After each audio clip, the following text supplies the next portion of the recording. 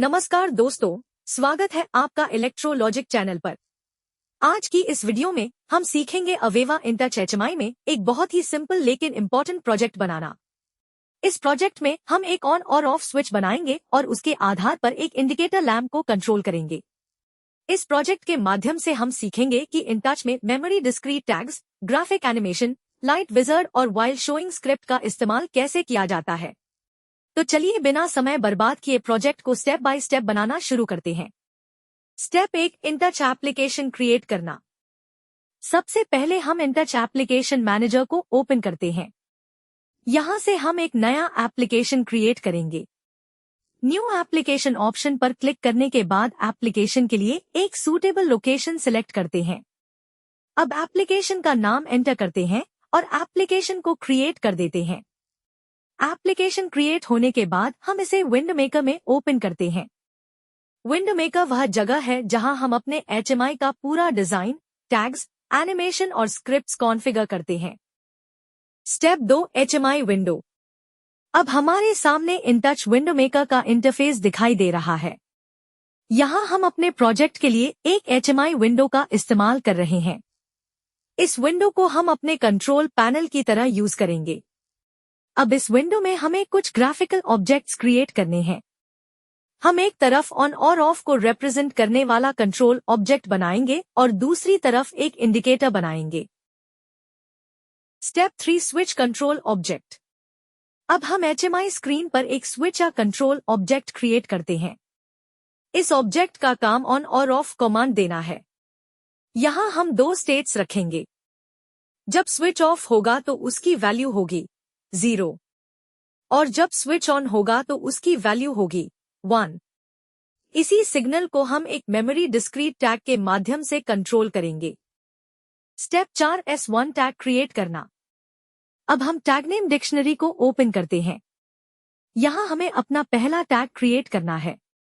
इस टैग का नाम हम रखते हैं S1 और इसका टाइप रखते हैं memory discrete. Memory discrete tag का इस्तेमाल डिजिटल ऑन और ऑफ इंफॉर्मेशन को स्टोर करने के लिए किया जाता है। इस टैग की 2 पॉसिबल स्टेट्स होंगी। S1 इक्वल टू 0 मतलब स्विच ऑफ और S1 इक्वल टू 1 मतलब स्विच ऑन। इस तरह S1 हमारा इनपुट या कंट्रोल सिग्नल होगा। स्टेप 5, L1 टैग क्रिएट करना। अब हमें एक दूसरा टैग क्रिएट करना है। इस टैग का नाम हम रखते हैं L1 और इसका टाइप भी रखते हैं मेमोरी डिस्क्रीट। इस टैग का इस्तेमाल हम इंडिकेटर को कंट्रोल करने के लिए करेंगे। जब L1 की वैल्यू 0 होगी तो इंडिकेटर ऑफ रहेगा और जब L1 की वैल्यू 1 होगी तो इंडिकेटर ऑन हो जाएगा। इसलिए हमारे प्रोजेक्ट में S1 कंट्रोल सिग्नल है और L1 इंडिकेटर सिग्नल है। स्टेप 6, इंडिकेटर क्रिएट करना। अब हम एचएमआई स्क्रीन पर एक रेक्टेंगुलर इंडिकेटर बनाते हैं। इस इंडिकेटर को हम इस तरह कॉन्फ़िगर करेंगे कि इसकी अपीयरेंस L1 टैग की वैल्यू के अनुसार चेंज हो। इसके लिए हम लाइट विजर्ड का इस्तेमाल करते हैं। लाइट विजर्ड में हम एक्सप्रेशन के रूप में L1 सिलेक्ट करते हैं। अब इंटच L1 वैल्यू को कंटिन्यूअसली मॉनिटर करेगा और उसी के अनुसार इंडिकेटर की अपीयरेंस चेंज करेगा।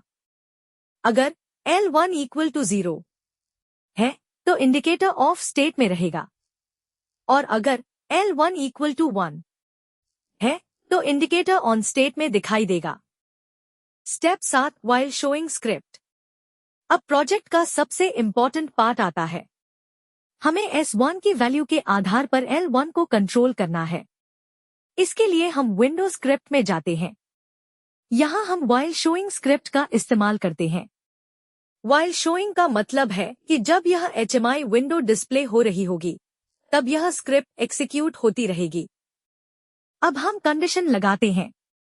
अगर S1 इक्वल टू 0 है तो L1 इक्वल टू 0 कर देंगे और अगर S1 इक्वल टू 1 है तो L1 इक्वल टू 1 कर देंगे। इसका मतलब बहुत सिंपल है।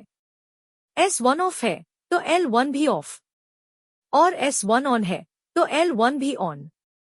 स्टेप 8, लॉजिक समझते हैं। एक बार पूरे लॉजिक को सिंपल तरीके से समझते हैं। सबसे पहले HMI स्विच से हमें S1 सिग्नल मिलता है। अगर S1 की वैल्यू 0 है तो स्क्रिप्ट L1 की वैल्यू भी 0 कर देती है। इसके कारण इंडिकेटर ऑफ दिखाई देता है। अब जैसे ही S1 की वैल्यू 1 होती है, स्क्रिप्ट L1 को भी 1 कर देती है और L1 के 1 होते ही इंडिकेटर ऑन स्टेट में दिखाई देता है। यानी हमारा पूरा सिग्नल फ्लो है switch S1 script L1 indicator. यही इस प्रोजेक्ट का बेसिक वर्किंग प्रिंसिपल है। स्टेप 9 विंडो व्यूअर में रन करना। अब हमारा प्रोजेक्ट लगभग कंप्लीट हो चुका है। अब हम प्रोजेक्ट को सेव करते हैं और इसे विंडो व्यूअर में रन करते हैं। विंडो व्यूअर इंटच का रन टाइम एनवायरनमेंट है। यही वह जगह है जहां हम अपने बनाए हुए HMI प्रोजेक्ट को एक्चुअल रन टाइम में टेस्ट कर सकते हैं। अब स्क्रीन पर हमारा ऑन ऑफ कंट्रोल और इंडिकेटर दिखाई दे रहा है। Step 10 project testing. अब हम प्रोजेक्ट को टेस्ट करते हैं। जब स्विच ऑफ है तब S1 इक्वल टू 0 है। स्क्रिप्ट L1 को भी 0 कर देती है, इसलिए इंडिकेटर ऑफ दिखाई देता है। अब जैसे ही हम स्विच को ऑन करते हैं, S1 इक्वल टू 1 हो जाता है।